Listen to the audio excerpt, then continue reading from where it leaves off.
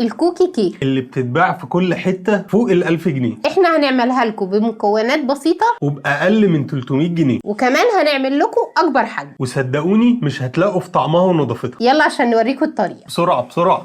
السلام عليكم. معانا كوباية زبدة كبيرة بدرجة حرارة الغرفة مش سايحة، كوباية سكر من نفس الكوباية اللي عايرنا بيها الزبدة، وعشان نخلي السكر الابيض سكر بني هنحط بقى معلقتين عسل اسود، وكده بقى معانا سكر بني. وما تعملوهاش بايديكم عشان الزبدة هتسيح. كيس فانيليا، معلقة بيكنج باودر صغيرة، وننزل ببيضة. قلبه كويس. طبعا مش بننزل بالبيضة ولا الفانيليا الا لما السكر يمتزج مع الزبدة كويس. مش شرط يسيح على فكرة. بنفس الكوباية اللي استخدمناها كوبايتين دقيق. لو حسيتوا انها طرية زيادة عن اللزوم زي الشكل اللي انتوا شايفينه ده، هنضيف عليها نص كوباية دقيق تاني. طب ليه بدأنا بكوبايتين؟ عشان هي على حسب نوع الدقيق، فنوع الدقيق بتاعنا مش بيشرب السمنة كتير. هنحط سنة سنة كده. بعد ما بالشكل التحفة ده هننزل عليها بنص كوباية شوكولاتة شيبس. هنبدأ نجيب صينية بتاعتنا، ناخد نص الكمية نحطها في الصينية ونبدأ نفرد تحت. نجيب أي نوع شوكولاتة سبريد، احنا بنحب النوع ده جدا، اسمه وندر.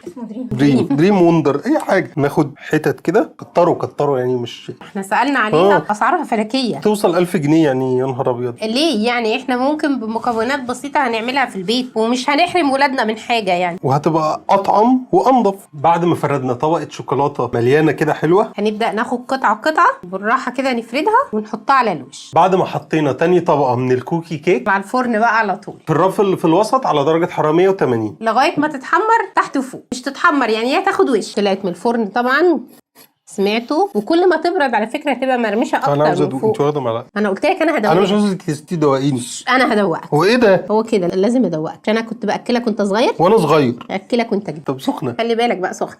سخنة. مش أنا قلت لك انفخ؟ بسم الله.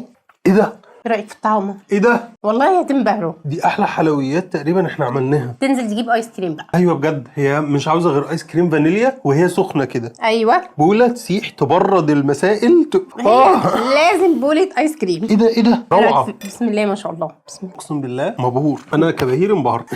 تحفة والله، جامدة جامدة قوي. لولا إني جعانة وعايزة آكل طبعا الأول. ما فيهاش ولا غلطة. عجينة الكوكيز لوحدها زي ما قال الكتاب، تحفة، مظبوطة بالملي، وبأقل تكلفة. عارفة طبعا في ناس كتير هتدخل في الكومنتات وتقول هو 300 جنيه زي مبلغ ما ومش عارف ايه. مبلغ. احنا بنقول ان هي حاجة ب1000 جنيه نزلنا تكلفتها ل 300. انتوا تقدروا تعملوا نص الكمية وتدوقوا. بصي، هو انا اقول لك على حاجة، دي صينية مقاس 30 معكوش ال 300، اعملوا ب 150 صينية مقاس 15 وهتبقى تحفة. بس يعني احنا حاولنا نوفر لكم تقريبا حوالي 700 جنيه لاكتر كمان، لان فينا محلات بتبيعها ب 1200 و 1300. ومش هنحرم ولادنا، وهنعمل الحاجة اللي هي ترندي كل الناس بتتكلم عنها وبأقل تكلفة. متكاملة، طعمها جامد، مش ولا عيب، رخيصة. في الأول في الآخر أنت مش هترضي الناس كلها. بالظبط، فالمهم حبايبنا يبقوا راضيين عننا.